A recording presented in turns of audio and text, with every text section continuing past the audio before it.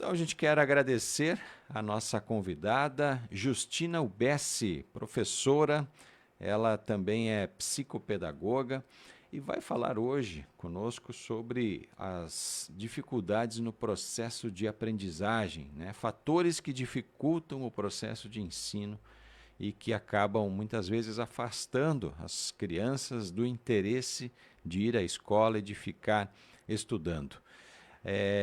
Dá para identificar como identificar isso, como superar essas barreiras, como a gente pode, né, de uma forma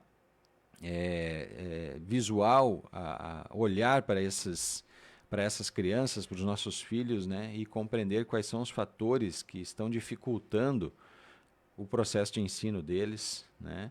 O que está faltando para que eles se concentrem mais, para que eles usem de forma racional a tecnologia a seu favor, né? Possam usar aí os celulares de forma a construir conhecimento, a somar conhecimento e não a roubar a atenção deles, o que tem acontecido muito hoje em dia. Então, tudo isso são os desafios do mundo moderno e a psicopedagogia ela tem esse olhar especial. Então a Justina Ubessi hoje vem para nos ajudar a compreender aí quais são as melhores saídas, as melhores estratégias para que os nossos filhos, para que esta geração que está na escola hoje possa sair da escola com gosto pelo estudo, que possa buscar continuar estudando, que isso é uma das coisas que desenvolve o ser humano na sua plenitude, e como a gente pode identificar, né, aquela criança que está realmente com dificuldade. Justina, muito obrigado por atender ao nosso convite. Seja bem-vinda ao estúdio da Rádio Cidade. Tudo bem? Bom dia. Bom dia, Andrei. Bom dia aos ouvintes da Rádio Cidade. Pois eu gostaria de conhecê-la mais, né? Eu e toda a audiência aqui da rádio. Para quem não conhece a Justina, né, da onde você veio, qual é a tua caminhada, a tua trajetória até chegar a ser professora e, na sequência, psicopedagoga. Bom, eu sou do interior do Pinheirinho, né? Sou do interior de Birbara, localidade do Pinheirinho. Sou filha de pequenos agricultores. Sou a única dos meus irmãos que conseguiu fazer o ensino superior. E foi com bastante dificuldade que eu completei o ensino fundamental e médio também. Mas eu sempre gostei muito de estudar. Então eu nunca desisti, eu segui sempre com os desafios. Hoje em dia existem desafios, naquela época existia, sempre vão existir.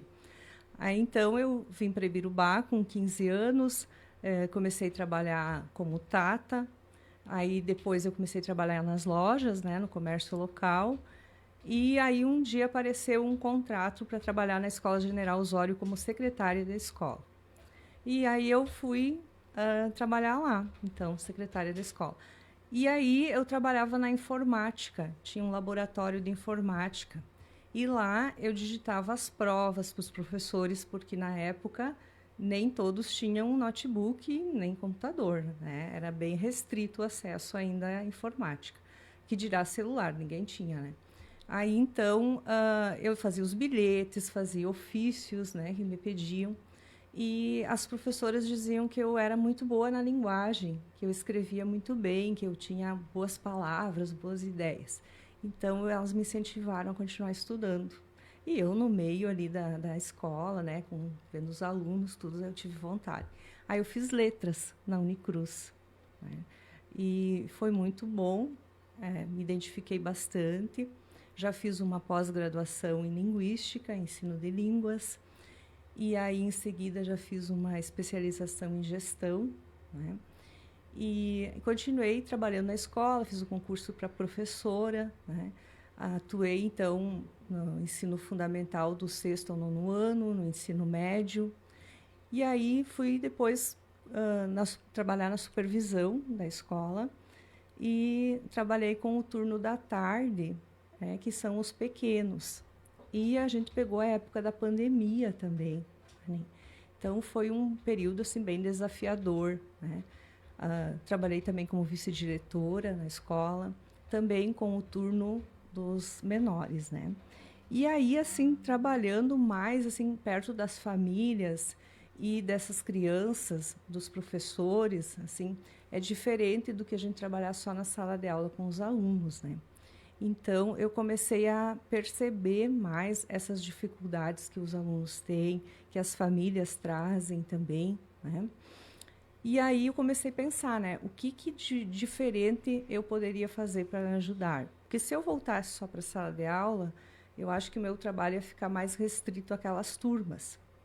Então, eu já estava, né, com a minha carreira de 23 anos trabalhando na escola, né, eu resolvi me especializar em psicopedagogia. E aí eu percebi que português, as letras, caminham junto com a psicopedagogia e com a psicologia, porque as duas áreas, né, elas tratam do processo de aquisição da linguagem, né, da aprendizagem, das dificuldades, e também explica muita coisa por que acontece, como que as crianças aprendem, né, e quais as dificuldades, né. Claro que não aprofunda para o campo neurológico, mas explica bastante os conflitos. E aí eu fiquei cada vez mais encantada, né, com isso, e percebi que a minha ajuda trabalhando em clínica seria mais valiosa ainda do que trabalhar só na sala de aula. Então eu decidi trabalhar numa clínica, né? Então eu tinha um espaço pequeno ali, trabalhava numa sala menor, e o meu sonho era ter um espaço maior para eu conseguir colocar assim mais equipamentos, né, para desenvolver assim um trabalho mais amplo e atender mais crianças com diferentes dificuldades de aprendizagem, né?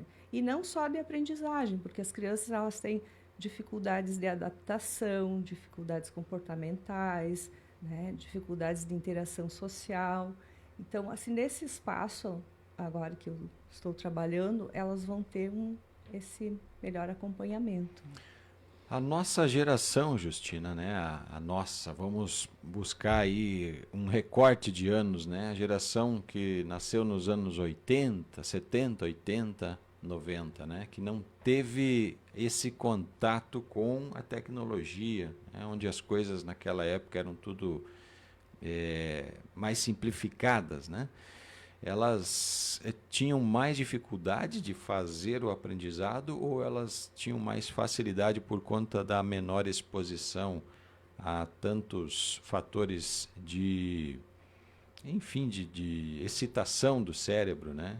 Super, como a gente chama aí as telas, né, que são muito atrativas, enfim, e que a gente não tinha, porque o que a gente tinha lá nessa época, né, 70, 80 e 90, jornal, rádio, TV.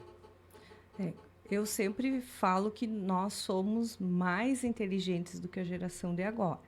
Às vezes as pessoas confundem um pouco, dizem que agora os jovens dominam a tecnologia, mas eles não dominam. Eles usam o celular e eles sabem os joguinhos.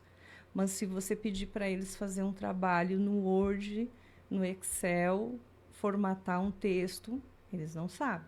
A maioria não sabe. Então, na nossa aprendizagem, na nossa época, nós usávamos o livro, nós pesquisávamos, né? Claro que o Google facilitou bastante, né, a pesquisa, mas nós usávamos as enciclopédias, né? Nós íamos na biblioteca.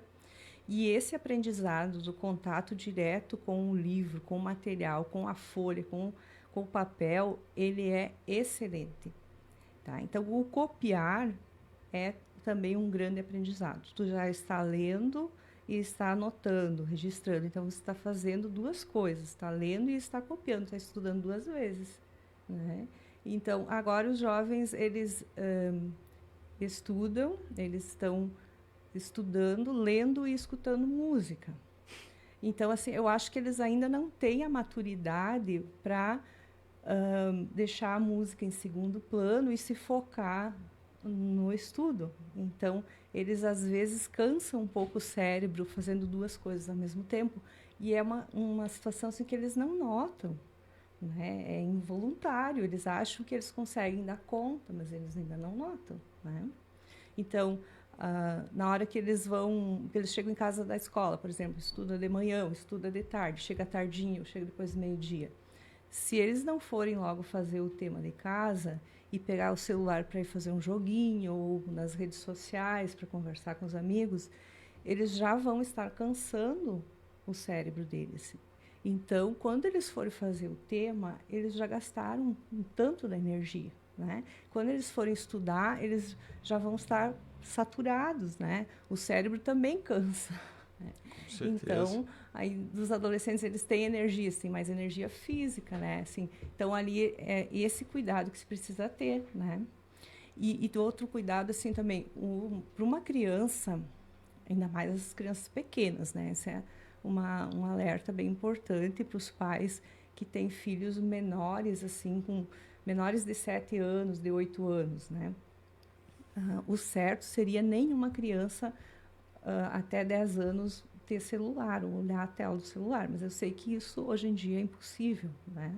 Mas então, para as crianças menores de 7 anos, evitar o máximo possível, né? Eu entendo, assim, as famílias que hoje em dia o celular é uma ajuda, né? Uma distração ali para a mãe poder fazer alguma coisinha, né? Mas evitar, assim, muito, porque o celular, Andrei, ele é comparado ao uso de uma droga. Então, o que acontece com uma pessoa que usa droga? Cada vez o cérebro dela pede mais, né? Então, para a criança é a mesma coisa. É a mesma coisa que ela está usando uma droga. Cada vez ela precisa mais e mais para ela se acalmar. Então, chega uma época que ela não vive mais sem o celular. É mais ou menos que nem nós adultos, né? Só que imagina como isso faz uma defasagem no cérebro de uma criança, né? A criança não vai conseguir mais ter outra atividade sem ter o celular. E isso, né, isso estraga totalmente a vida, né, dessa criança. Então, por isso que eu digo que nós somos mais inteligentes, porque nós brincávamos ao ar livre, nós subíamos em árvore, nós corríamos, né? E as crianças agora elas estão muito fechadas, assim, né? Estão dentro de casa, né? Ali naquela telinha, se não é no celular é na TV, né? Então fica a dica assim aí para evitar o máximo de tela. A tela deixa as crianças nervosas, agitadas, né? Estressadas, cansadas. Então, e aí isso reflete lá na escola também. Exato. Né? E até assim os bebês que começam a assistir logo cedo. Imagina um bebê usando uma droga, né? O que vai acontecer? Vai se viciar desde pequenininho e só vai piorar, né? E esse comportamento é muito natural da gente perceber quando você tira o celular da mão da criança, né? Como Sim. ela começa a apresentar essa irritabilidade, né? Essa ansiedade, ela já fica agressiva em alguns momentos, né? Porque foi tirado dela ali aquilo que estava dando aquele prazer imediato. Então é uma das coisas que hoje os pais não estão conseguindo lidar, né? A maioria está indo pelo caminho mais fácil, mas não o certo, que é o caminho, né, de entregar um telefone na mão do filho e deixar ele ocupado ali, intertido, né, entretido com aquela situação. Eu queria, Justina, te perguntar o seguinte: qual é o momento que os pais precisam levar os filhos para um psicopedagogo? Olha, assim, os pais vão perceber em casa, né, que o filho às vezes já não tem, ainda é pequenininho, tem lá 2 aninhos. Os pais já percebem que ele não brinca como os demais, né, como as demais crianças da mesma idade, ou antes dessa idade que o filho já vai levar no médico, o médico já vai ver se está na idade correta, se não está sentando direito, né? Ou aí depois nessa idade do brincar, não está brincando igual os demais, não está falando, não está se desenvolvendo ainda de acordo com a idade dos outros, né? Normalmente agora as crianças, a maioria delas, elas vão na creche. Então, lá na creche também as professoras e as auxiliares, elas observam também isso e elas falam para os pais: olha, o comportamento do teu filho tá diferente dos demais. Aí, então, os pais, quando a escola der o alerta, ou se os pais perceberem em casa antes, já é hora de levar no psicopedagogo. O quanto antes a criança for diagnosticada, for analisada e for tratada, né, houver a intervenção, é melhor, Andrei, porque aí o cérebro da criança é maleável, né? Quanto menor, é mais possível modificar, adaptar, né? Então, é mais chances de a criança ter uma vida normal, tranquila, igual aos demais, dela ser feliz futuramente, porque nenhuma criança se sente bem se sentindo diferente dos demais, né? Então, ali, quando recebeu o alerta da escola, não ignora, não é frescura. As professoras lá e as auxiliares, elas sabem o que elas estão falando para os pais, que é para melhorar mesmo. E, Justina, sobre o teu trabalho, né, aquilo que você pesquisou aí na sua graduação, o que mais te chamou a atenção dessa pesquisa? Isso, Andrei, bem lembrado. Assim, quando eu fiz a minha graduação, eu comecei a faculdade em 2004, então em 2007 eu fiz o meu TCC, já me chamava muita atenção os estudos da aquisição da linguagem, né? Então, eu estudei esses autores argentinos que são os criadores da psicopedagogia no Brasil, né? O Visca, a Sara Paim, né? Eles, junto com os estudiosos brasileiros, eles começaram a desenvolver a psicopedagogia aqui. E aí eu comecei a estudar eles, e Vygotsky, Piaget, né? Todos esses aí. E eles falavam muito sobre esse processo. Mas eu fiz isso não pensando em atuar como psicopedagoga, mas o meu pensamento já era estudar a aquisição do conhecimento da linguagem. E o meu trabalho foi desenvolvido sobre a aquisição do conhecimento, né, a aquisição da linguagem e a influência do meio. Né? A influência do meio seria não só o meio familiar, mas os estímulos que a criança recebe, né, no decorrer da vida. E tanto os pequenos, que recebem um estímulo maior, às vezes do contato do pai e da mãe, como dos maiores, dos alunos, depois que terminam o ensino fundamental 1, que vão para o 6º ano em diante, eles recebem menos estímulo do pai e da mãe, menos contato do pai e da mãe. Né? Então, assim, foi essa conclusão que eu cheguei no meu trabalho, né, um trabalho de pesquisa. E se a gente for observar, assim, tipo, a olho nu, sem pesquisar, quando tem um evento numa escola que os pequenos, assim, do prezinho, do jardim maternal se apresentam até o 5º ano, vai pai, mãe, avô, avó, tio, tia, vai toda a família assistir, madrinha, né? E quando é dos maiores, aí há uma resistência maior. Os pais já não são mais motivados a ir, né? Normalmente eles pensam, não vou, né? Às vezes o filho nem está muito, né? Assim, parece que não está muito interessado que o pai e a mãe vá, mas eles estão, no fundo. E aí é ali que acontece, às vezes, um pouco do fracasso escolar, porque os filhos, eles continuam sendo crianças até os 25 anos, né? Então, assim, às vezes parece que eles estão autônomos e que eles conseguem comandar a vida deles, a vida escolar, mas eles não, eles precisam daquela atenção dos pais. Então, a presença dos pais na escola também é importante, porque tirando assim alguns processos assim mais sérios de TDAH, de autismo, de Down, tem problemas que acontecem de descaso dos alunos em relação ao estudo, e às vezes é só falta deles sentirem a presença dos pais acompanhando, né?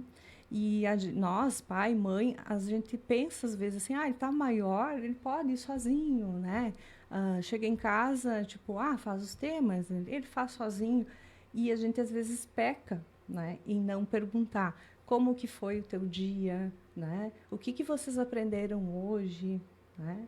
Você tem tema para fazer, né? Você precisa de ajuda, né? Assim, são coisinhas simples assim que às vezes a gente deixa de fazer, mas que ajudam muito se a gente fizer para essas crianças maiores também. Para eles representa muito, né, Sim, Justina? com certeza. E essa ida até a escola, né, o incentivo e diminuir a crítica, né, ao que eles fazem de errado e sempre focar naquelas qualidades que têm, ajuda muito, né, nesse processo de eles se sentirem talvez mais motivados a continuar.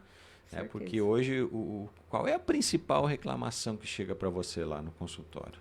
Alunos com desatenção, né? TDAH, eles têm dificuldade de se concentrar, né? Então, assim... Começa a tarefa e daqui a pouco já foge. Tipo, a professora está explicando, aí de repente ele já levanta, começa a caminhar, né? Então, desconecta completamente. Desconecta. Ou problemas assim que eles se envolvem em brigas, agressividade, né? Alguma coisa assim. Tem alguns que são problemas mesmo neurológicos que eles precisam tomar remédio, né? E tem alguns que é só mesmo comportamental, assim, que não há necessidade do uso da medicação. Que com a intervenção da psicopedagoga, a conversa com os pais, eles já conseguem melhorar o comportamento. Então, assim, é diferente quando eles têm o acompanhamento da psicopedagoga e quando eles não têm, né? Sim. Então, quanto antes se perceber que há uma desatenção, né, por parte dos filhos, ou que há esse problema de comportamento, de agitação, por isso que é importante levar logo, né, no profissional. Você atua na prevenção, diagnóstico e faz a intervenção quando precisa. Isso, prevenção, diagnóstico, acompanhamento, intervenção. Prevenção, que dica você deixa para prevenir? A prevenção é aquele olhar, né? Tu vê que tá começando a fugir do padrão, né? Já leva para uma avaliação. Então, lá no consultório, a gente já conversa com o pessoal da escola, já conversa com a família, já aplica, não aplica testes, né? Aplica atividades ali, né? Aplica algumas sequências que o aluno, né? Que o paciente vai fazer. E aí tu já observa, né? Ah, mãe, eu acho que é caso de tu levar num neurologista, né? Ou é caso de tu levar numa psicóloga, né? Então, a psicopedagoga, assim, ela tem uma visão ampla, né? Muitos alunos, né, muitas crianças, eles vêm encaminhados já pelo neurologista ou vêm encaminhados pela psicóloga, mas muitos também saem dali encaminhados, porque quando a gente percebe também, isso aqui não dá para o meu campo, ele precisa ir para uma psicóloga, ele precisa para um neurologista. A gente observa isso, né? Pelo estudo que a gente tem, pela formação. Né? E a intervenção que você faz quando identifica, né? Quais são os métodos hoje mais modernos ou o que a tua área traz hoje de novidades para você conseguir fazer a intervenção? Olha, a intervenção mais usada hoje em dia, clinicamente aprovada pelo Ministério da Saúde e tudo, é a intervenção ABA, né? Mas a gente, assim, usa a intervenção ABA, eu uso nos casos de autistas e com os TDAH, que eles precisam tomar medicação e que eles têm um comportamento muito agitado, né, que realmente eles precisam. Senão, a gente consegue usar técnicas mais tradicionais, né, que fogem que não precisam seguir o ABA, né? Mas, assim, o método, né, não digo método, porque ABA é uma ciência, né? A intervenção ABA, ela foca no comportamento, né? O comportamento, se é um comportamento adequado, a gente incentiva que se continue. Se o aluno faz um comportamento desadequado, né, indesejado, a gente tenta corrigir. E, assim, a repetição desses procedimentos, eles vão ficando, né, vão gravando na mente do aluno o que é certo e o que é errado, né? E, assim, não é só o comportamento, ali vai na aprendizagem, né? Vai na parte da autonomia, o que ele consegue fazer, o que ele não consegue fazer sozinho também, né? Às vezes são coisas simples, que parecem simples, mas que elas se tornam complexas para o aluno. Sim. Né? E aí tem a parte também do estímulo, né? Tem fatores externos que estimulam, tem fatores internos. A gente conversa com a família muito também, porque só o trabalho da psicopedagoga isolado, né, não vai existir nenhuma intervenção isolada, sozinha, que vai fazer o efeito. Então, precisa a intervenção da psicopedagoga, precisa o apoio da família e precisa o apoio da escola, né? Então, tem que ser aquela sequência. E se toma medicação, se consulta o neurologista, precisa ter aquele acompanhamento médico também. É muito bom, assim, quando as famílias entendem esse processo e também acompanham, levam na fono, né? Levam na psicóloga e levam na fonoaudióloga. E ainda tem o apoio da escola. Então, assim, não é um tratamento isolado. Normalmente, ele vem acompanhado de outros profissionais, porque é um conjunto de profissionais que tratam as crianças, né? E, então, é assim mais ou menos que funciona, né? Porque as crianças que só têm uma dificuldade de aprendizado, assim, eu só não entendi alguma coisa lá do português ou da matemática. Aí elas vão numa aula de reforço, né? Aí não é comigo. Aí já é na escola mesmo que às vezes eles têm, ou paga uma professora particular, né? Ali o trabalho que a gente faz é um reforço da aprendizagem, mas é com outro olhar, né? E, Justina, qual é hoje a tua avaliação sobre esse trabalho, né, de psicopedagogia dentro da rede pública? A gente tem uma estrutura adequada, a gente tem hoje um atendimento que é conclusivo nessa área. Você que passou, né, por ela, pode trazer que reflexão? Olha, Andrei, as salas, tem salas de AE nas escolas, né? Acredito que não tem em todas. Aqui em Biruba, eu sei que no ginásio tinha. Ah, não sei se tem no Edson Quintana, acho que não tem. No Ibirubá, no Ibirubá eu acho que tem. No Santa Terezinha também não sei direito as do município. O que é uma sala de AE? A sala de AE é uma sala de atendimento educacional especializado, né? Como assim é uma profissional que atende ali na sala e atende toda a escola, então era priorizado normalmente quem tinha algum problema assim com um atestado médico, com um laudo, né? Agora hoje em dia eu acredito que continue assim, porque a demanda sempre é grande nas escolas, né?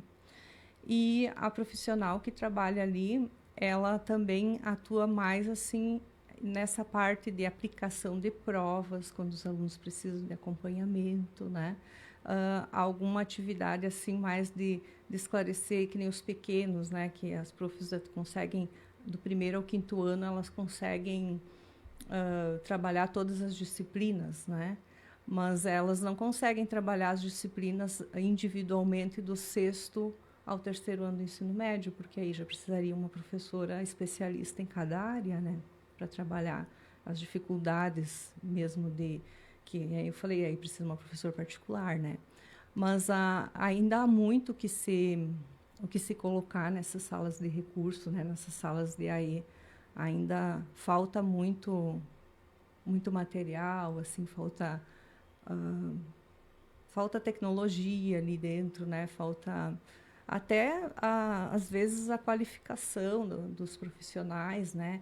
Porque não depende da escola, isso depende do Estado, é uma coisa maior, né? Então, agora já é lei, né? Que precisa as equipes multifuncionais, né? Psicóloga, psicopedagoga, fonoaudiólogo, mas no Estado sempre tudo muito demorado. Então, nas escolas ainda não tem essas equipes, né? Nos municípios a gente já observa que tem, né? Mas dentro de uma escola, de cada escola ter toda essa equipe, não tem como, né? Fica inviável. Acredito que na maioria das escolas tenha só a sala de AE, né? Que é essa sala ali que atende os casos pontuais, assim, com mais dificuldade, né? Que é parecido com a sala da psicopedagoga. E olhando para a nossa região aqui, né, uma análise de como está o atendimento de psicopedagogas, nós temos hoje opções, existem profissionais suficientes para a demanda. Como é que está hoje esse cenário, Justina, que você está entrando agora, né? Sim.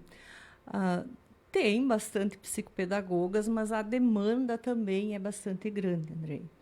Então, assim, não é só na nossa região, né, mas estudos mostram assim que nos Estados Unidos, por exemplo, entre cada 54 crianças, uma é autista, por exemplo, né?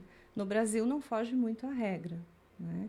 Então, assim, está nascendo muitas crianças e essas crianças estão apresentando problemas de aprendizagem, né?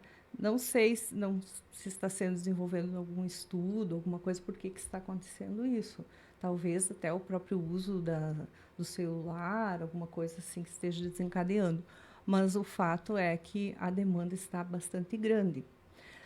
Chegam bastante pacientes no consultório que estão no 3º ano do ensino fundamental e eles não sabem ler nem escrever.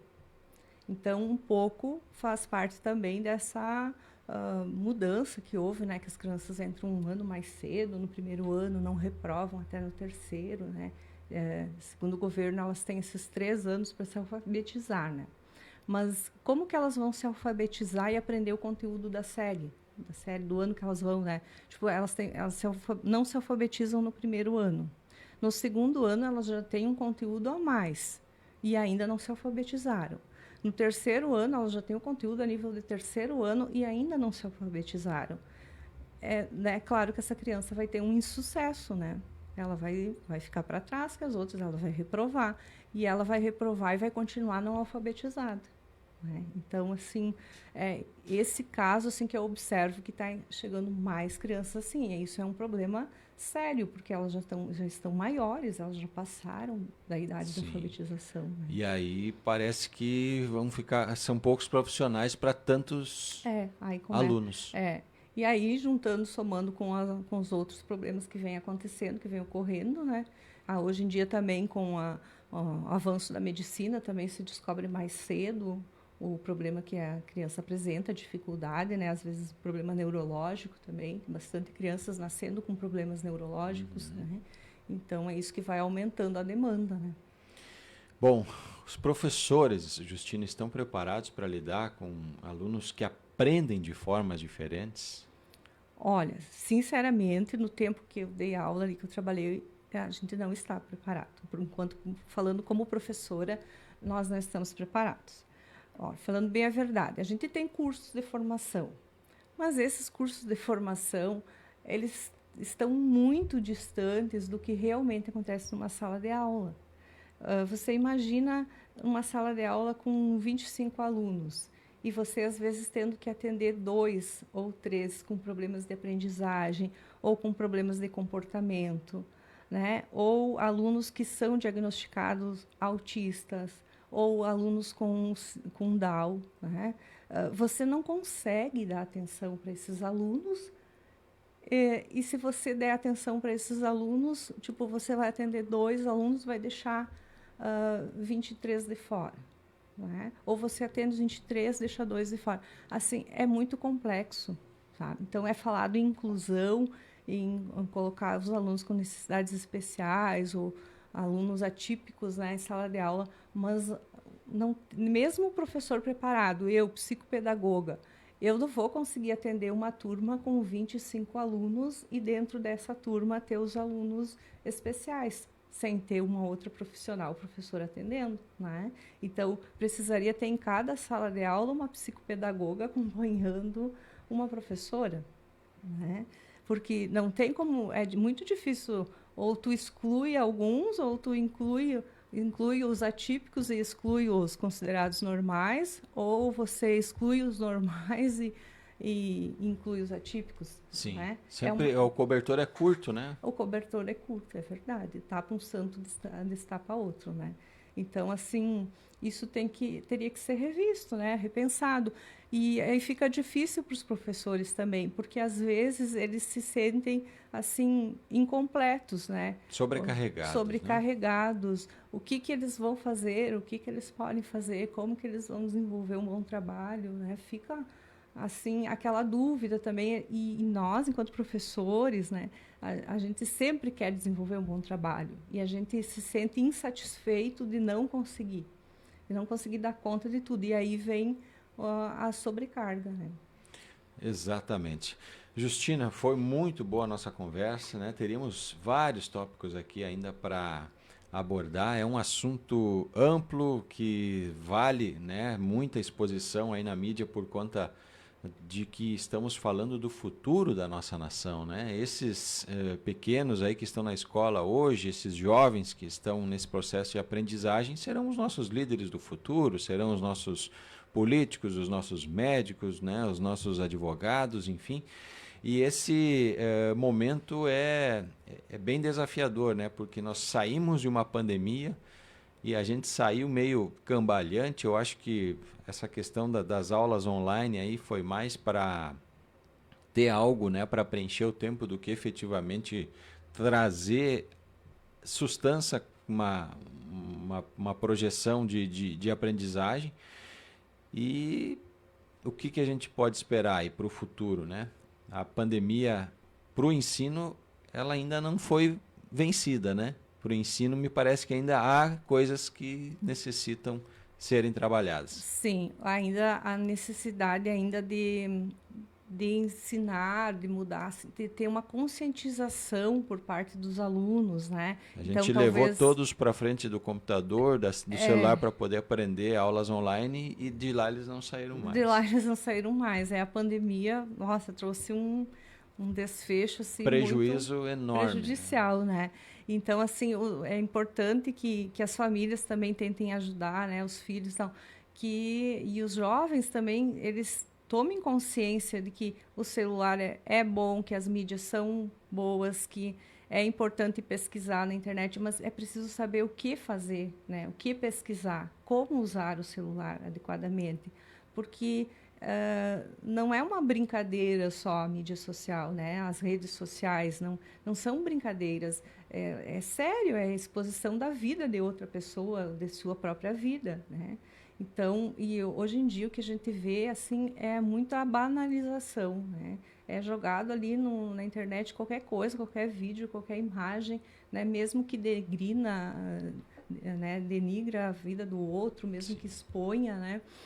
Então, né? Infelizmente, é preciso ainda muita conscientização de como usar, né? Do prejuízo que pode causar a outra pessoa, né? Qualquer coisinha que acontece, as pessoas estão postando lá no Face, estão postando no Insta. Tem situações que não são necessárias expor ali, né? E não são só os jovens, até os adultos estão banalizando muito isso, né? Exato. E utilizando um tempo, né, dando todo o seu foco de produtividade, os melhores horários produtivos do dia, utilizando para ficar na frente da tela no celular e consumindo porcaria, né? Sim. Porque é isso que as redes sociais hoje, infelizmente, a maioria estão nos entregando lixo. É verdade. E sem falar ainda, né, Andrei, na cópia de textos, de conteúdos do ChatGPT, né? Isso. Que aí já é outro Agora assunto, né? você tocou num ponto aí que é uma coisa tão interessante da gente analisar como, quando é bem utilizado o ChatGPT e todas as inteligências artificiais que estão disponíveis hoje para fazer texto, para editar foto, para editar vídeo, para fazer tudo que você imaginar na sua rotina produtiva. Hoje tem uma inteligência artificial que te ajuda. Então, nesse ponto é fantástico, né, Sim. Justina? Você pegar ali, por exemplo, nós aqui no jornalismo, a gente utiliza o ChatGPT para pegar aquele volume de informações, né, vários documentos, 20, 30 páginas de um PDF, para que ele possa nos entregar uma leitura resumida, para a gente compreender ali alguns termos técnicos, muitas vezes jurídicos, muitas vezes legislativos. Então, para ele traduzir, para ele tornar aquilo, para a gente conseguir compreender aquilo de uma forma mais acessível, né? Só que aí o que a gente tem hoje, né? As pessoas vão para o ChatGPT fazer trabalho de conclusão de curso. E aí o que um cidadão que faz um trabalho inteiro na inteligência artificial vai aprender, vai conseguir transmitir do conhecimento dele? Pois é, né, Andrei? Isso é um problema sério, né? Isso é falta de conscientização, né? Esse pensamento que não vai dar em nada, que tudo bem, que eu só vou passar de ano, que eu quero só aprovar. Esse pensamento é errado. A gente precisa conhecer, saber o que está fazendo. Não adianta copiar de lá, né, jogar lá, elabore um texto sobre tal assunto, né, e copiar e nem ver se está de acordo. Aí tu pede referências, às vezes tu não coloca algum dado certo, pode te dar uma referência errada, né? Exatamente. Então, assim, as pessoas pensam que elas vão se tornar profissionais, né? Profissionais que vão competir no mercado, que vão atuar no mercado, mas elas não vão se tornar profissionais, porque quando chegar na vez delas atuar, elas não vão saber, e daí? Né? Então, para esse uso de cópia, é uma ilusão, né? Tu tem que ter a tua ideia, e aí tu pode ter ajuda para desenvolvê-la. Assistência, né? É uma assistência, A né? gente utiliza aqui o ChatGPT no jornalismo para ser o nosso assistente, nos ajudar, Isso. mas não ser o nosso promotor geral da... Ele não pode fazer por você. Você tem que ter o entendimento se aquilo que ele escreveu está certo ou não, né? Às vezes a gente tem uma boa ideia e gostaria de escrever de uma forma mais bonita, então, né? Aí coloca lá. Mas, assim, tu precisa ter a leitura também, ter leitura de livros mesmo, né? Dá trabalho e não dá, né? Porque é uma falta de hábito, às vezes, ler. E nós, enquanto não tínhamos o celular, nós líamos mais os livros mesmo, né? Livros. Então, assim, agora, hoje em dia, alguns jovens, eles leem no celular, leem pelo celular livros mesmo, né? Mas, infelizmente, a maioria já procura um resumo ou joga ali no ChatGPT e, às vezes, copia errado até, né? Porque, às vezes, não sabe colocar ou pedir para o chat o que realmente ele quer, né? Então, também tem esse cuidado, porque isso não vai te levar a um futuro bom, a um futuro grandioso, não, né? Porque a cópia, um dia, tu vai se deparar com uma parede, né? Não vai te levar ao sucesso. Exatamente. Isso dentro da escola hoje está permitido, é proibido? Como é que tem se trabalhado aí com a inteligência artificial no espaço escolar? Hoje em dia nas escolas é proibido o uso do celular, né, pela lei federal. Mas a gente sabe, né, que os alunos usam bastante esse recurso de cópia, né? Então, assim, os professores, eles sempre vão saber se os alunos copiaram, se eles fizeram. Porque o professor está todo dia ali com os alunos. E a gente conhece a linguagem de um adolescente e a linguagem do chat, né? Então, quando tu lê um artigo já num jornal, numa revista, tu já percebe se foi uma pessoa que escreveu, se foi inteligência artificial, né? Então, é difícil, né? Tu usar isso e, como professor, tu avaliar e dar uma nota satisfatória, você sabendo que foi uma cópia, né? Então, assim, fica a critério de cada profissional, né? Mas eu, enquanto professora, não avalio de uma forma positiva. Exatamente, né? E que debate importante que precisa ser feito, né? Aí aprofundar esse tema aí da inteligência artificial, né? Fazendo trabalhos, fazendo todo o processo produtivo que seria para os alunos e que eles estão transferindo então para a tecnologia, né? Você já pensou um médico fazer um estudo todo de uma formação dele baseado num chat GPT, né? Que profissional ele vai ser? Aí, quando ele for fazer uma cirurgia lá, vai ter que pegar o celular lá, pesquisar como é que faz, né? Então, assim, na tua profissão mesmo que não seja médico, que tu vai operar alguém, tu precisa saber fazer realmente aquilo. Porque senão, na hora que tu está fazendo, tu não vai lá pegar e fazer uma pesquisa, tu tem que saber, né? E para saber, precisa estudar mesmo, né? Não tem como. Com certeza. Justina, muito boa a nossa conversa, né? Quero te agradecer, desejar sucesso. Você atende então na rua do Moncel Filho, na esquina em frente à Gráfica Ibirubá, antigo escritório do Sarginho e Gomes Advogados, na Isso. sala que eles ocupavam até alguns meses atrás. Então, bem centralizado, super fácil acesso. Deixa os horários de atendimento, os contatos para quem deseja também ter aí, né, um momento contigo. E enfim, desejar que esse projeto seu aí de psicopedagogia cresça e se expanda cada vez mais. Muito obrigada, Andrei. A clínica é a Intelectus Saúde e Educação, né? Sábado a gente vai fazer uma inauguraçãozinha oficial, então, para os amigos ali, né, as autoridades. Eu já estou atendendo durante a semana, os pacientes que eu tenho já estou atendendo ali nesse novo endereço. Eles estão gostando, porque é mais amplo, né, melhor, mais arejado. E eu convido a todos para irem conhecer durante a semana, né? Atendo com horário marcado, mas das 8 horas da manhã, 7h30 em diante, eu já estou por lá. Eu fico até a tardinha, né? Então, assim, é um horário bem estendido, né? E aí, mesmo que não tenha horário marcado, dá uma passadinha por lá, ver que está aberto, pode chegar, conversar, né? Conhecer o espaço, né? Só para ir lá só para conhecer também pode. Tá? Estão todos convidados. Se tiver alguma dúvida, pode me chamar no WhatsApp também, tem meu número de telefone ali na frente, né? E eu divulgo também no Instagram, no WhatsApp, ali, quem segue as redes sociais, então, também. Legal, obrigado. Psicopedagoga, professora Justina Ubessi, nossa convidada aqui da manhã de hoje. Agradecemos e vamos por um rápido break de apoios culturais. Na sequência eu volto aí com mais